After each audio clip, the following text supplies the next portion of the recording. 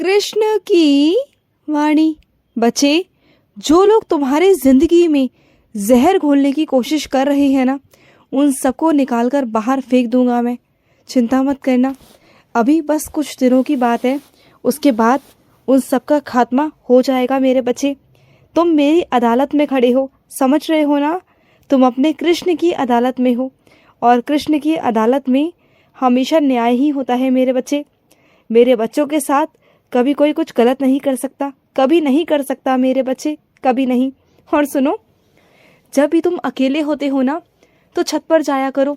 जब तुम्हारा मन अशांत हो तो छत पर जा करना, उस आसमान की तरफ देखना। रात के समय मैं तुम्हें नजर आऊँगा, उस चंद्रमा की रोशनी में तुम्हें मैं दर्शन दूंगा मेरे बच्चे।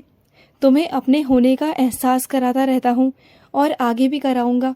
और सुनो, तुम मेरे लिए नया झूला लेना चाहते हो ना, तो ले लो मेरे बच्चे, कोई बात नहीं। मुझे भी ना अच्छे अच्छे झूले में बैठना बहुत पसंद है। मेरा बहुत बहुत मन करता है झूला झूलने का मेरे बच्चे, बहुत मन करता है। और सुनो, तुम्हारे घर में कोई बीमार है ना मेरे बच्चे, और वो तुम्हारा बहुत करीबी है, बहुत करीबी।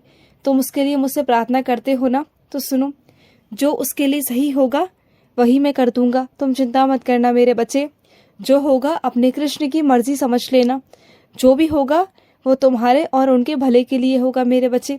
समझ गए ना मेरी बात को?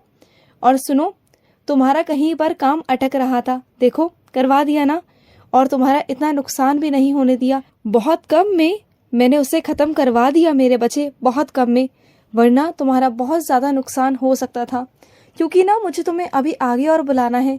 मैं चाहता हूँ कि तुम आ ही रहे हो तो ढंग से आओ मेरे पास, इत्मीनान से मेरे पास आओ, बैठो, मुझसे बातें करो, मेरे बारे में जानो। मैं तुम्हारे बारे में सब जानता हूँ, लेकिन तुम्हारा भी तो मन करता है ना अपने कान्हा के बारे में जानने का, कि तुम्हारा कान्हा क्या करता था, क्या खाता था, कहाँ रहता था। तुम्हारे कृष्ण की तो रासलीला आज भी चलती है मेरे बच्चे, आज भी। जो मेरे भक्तगण है ना, सिर्फ उनके और मेरे बीच में होती है, जो मेरे बच्चे हैं, और वो बाहर नहीं करते, बिल्कुल नहीं करते, क्योंकि मैं सिर्फ उन्हें ही अपने होने का एहसास कराता हूँ, सिर्फ उन्हें ही, और किसी को नहीं। तुम मेरे बच्चे हो और तुम्हारे कानों तक मेरी बातें पहुँचती है, क्योंकि तुम मेरे बहुत बहुत प्यारे बच्चे हो, बहुत प्यारे। और सुनो, तुम ना एक काम किया करो, तुम्हारे थाली से जो एक रोटी का टुकड़ा भी अगर बचता है ना, तो वो मेरे बच्चे बाहर मत फेंका करो बस, क्योंकि वो किसी की आत्मा को तृप्त करने के लिए बचाया होता है। कोई मेरा बच्चा बहुत भूखा होता है और मुझसे प्रार्थना करता है कि कान्हा मुझे भूख लगी है, और इस वजह से तुम्हारी थाली में से मैं एक टुकड़ा बचा देता हूँ, जिससे कि उसके पेट तक वो पहुँच जाए, उसकी आत्मा तृप्त हो जाए।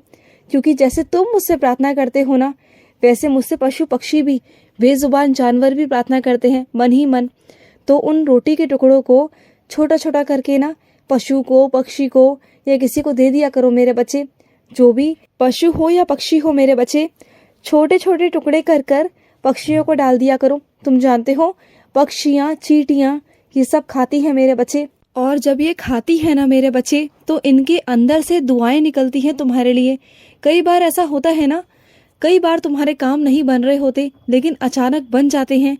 कभी कभी तुम संकट में होते हो तो तुम बच जाते हो, तो सब इन्हीं की दुआओं का असर होता है, इसलिए तुम्हें समझा रहा हूँ।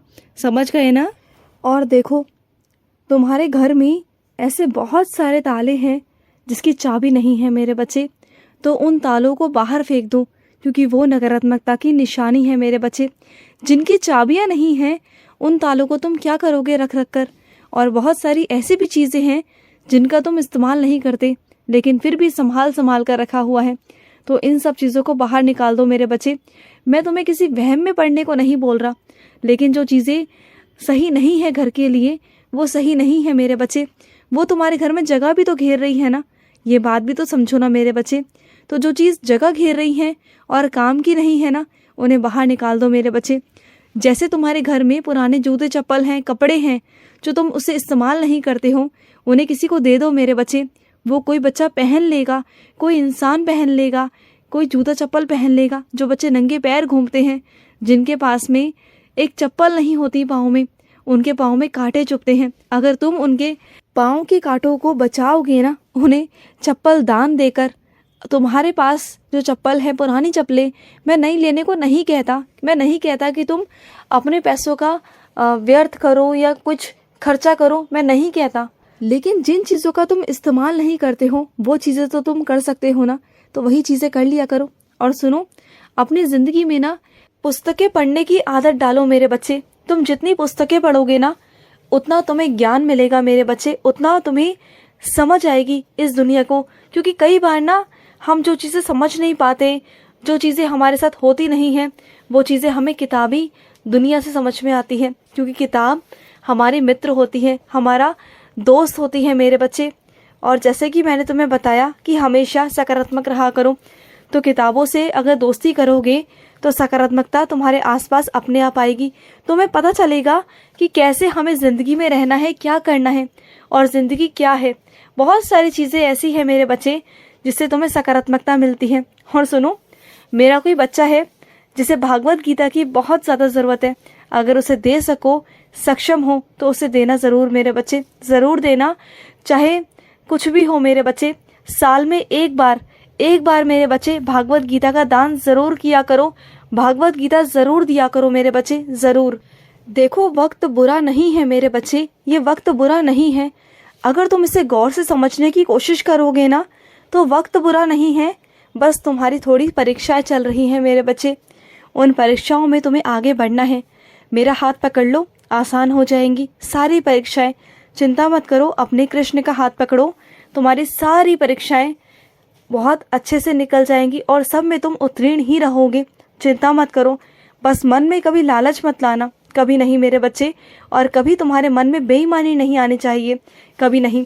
और सुनो, जब तुम अपना काम करते हो ना तो खुद ही काम को किया करो। क्योंकि किसी पर तुम टाल देते हो ना तो वो कोई इंसान अच्छे से काम नहीं कर सकता जिस तरीके से तुम कर सकते हो। समझ रहे हो ना बात को?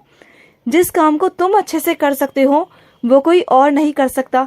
हाँ, मानता हूँ कि कभी कभी तुम्हें कहीं जाना पड़ जाता है तो अपने काम को थोड़ा टाल दिया करो, लेकिन किसी और पर मत छोड़ा करो। क्योंकि वो अपने तरीके से करता है और तुम अपने तरीके से करते हो। लेकिन तुम्हारे कार्यालय में तुम्हारा ही तरीका सबसे ज़्यादा सबको पसंद आता है, तो ऐसी चीज़ें मत करो ना जिससे तुम्हारे नाम पर कोई बात आए। समझ गए ना मेरी बात को? आइंदा से ऐसा मत करना मेरे बच्चे, बिल्कुल भी मत करना। और सुनो, कुछ लोग हैं तुम्हारे कार्यालय में जो तुमसे बहुत चिढ़ते हैं, बहुत जलते हैं, तुमसे बहुत ईर्ष्या करते हैं ना, तो ऐसा किया करो, जब भी वो लोग तुम्हारे आसपास आए ना तो मेरा कोई भी मंत्र जाप करना शुरू कर दिया करो, मेरा नाम जाप करना शुरू कर दिया करो। उनके मन से अपने आप तुम्हारे लिए गलत भावनाएं, गलत चीज़ें वो अपने आप निकल जाएंगी और तुम उन लोगों से बचे भी रहोगे। चिंता मत करो, बस तुम मेरा नाम जाप करना शुरू कर दिया करो।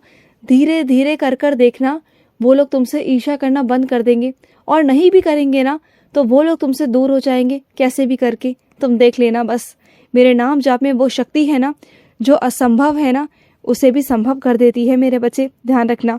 और सुनो, सर्दियाँ आ रही हैं, रज़ाइयाँ बनवा लो मेरे बच्चे। तुमने कहा था पिछले साल भी कि तुम्हें रज़ाइयाँ बनवानी है, तुम बनवा नहीं पाए थे, इस साल बनवा लो समय से, ठीक है ना? खुश रहो। आज का कृष्ण संदेश समाप्त हुआ। जय श्री कृष्ण।